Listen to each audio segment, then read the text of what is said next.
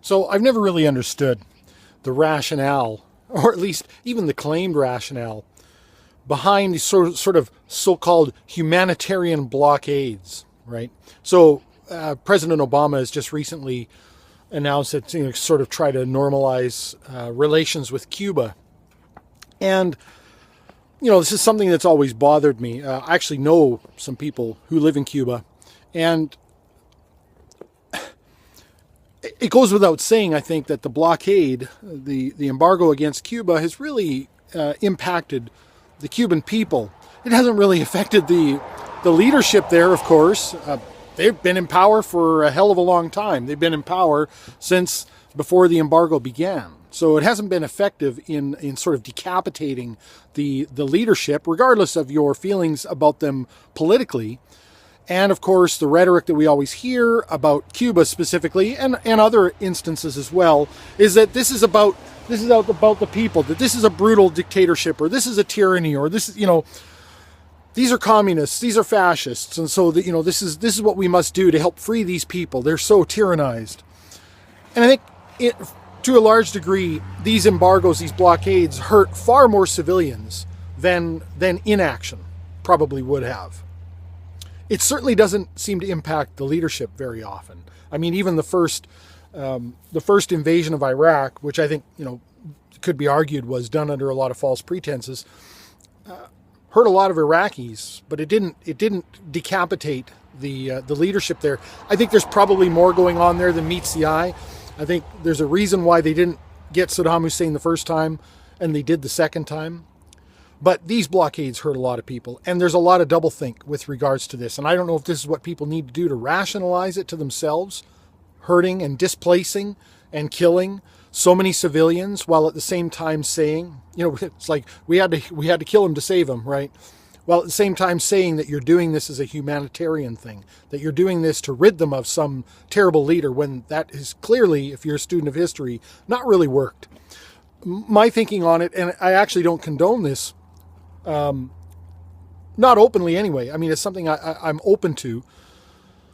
But I think logically speaking, I think if you're going to say that you need to, enact a blockade or do whatever military action in order to remove a dictator, knowing what we know about what happens in a large degree to the civilians of that country when you do this, you should either do some sort of a targeted red dot on the forehead assassination, and I know they've attempted this with some guys and it hasn't worked out, body doubles and all kinds of fun stuff. You should either do that, and again, I don't even condone that, but I'm just saying, logistically, you should either do that or nothing. Especially if you're going to claim to be doing this for humanitarian reasons, because it's clear, I think, that you hurt the civilians far more by doing these embargoes than you do by probably nothing at all. And I'm also of the opinion that I think true revolutions, they have to come from the inside. I don't think you can force a revolution on people.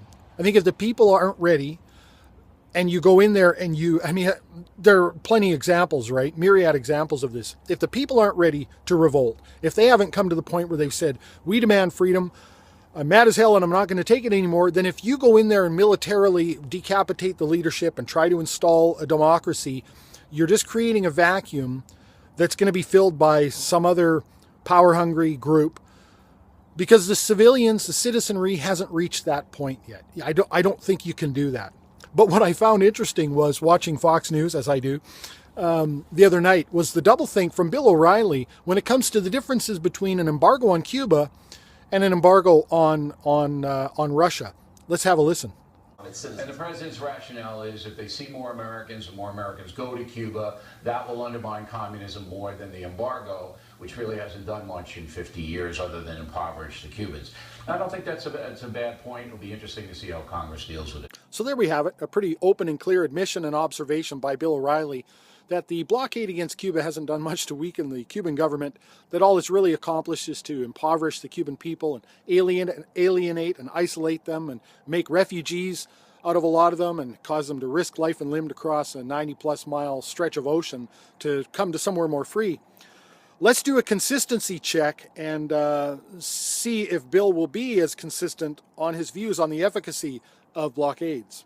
And finally, Putin. You believe in karma, Rosen? You believe in karma? Oh, I do, Bill, and instant karma is going to get you. Okay, not going to get me because I'm a good guy.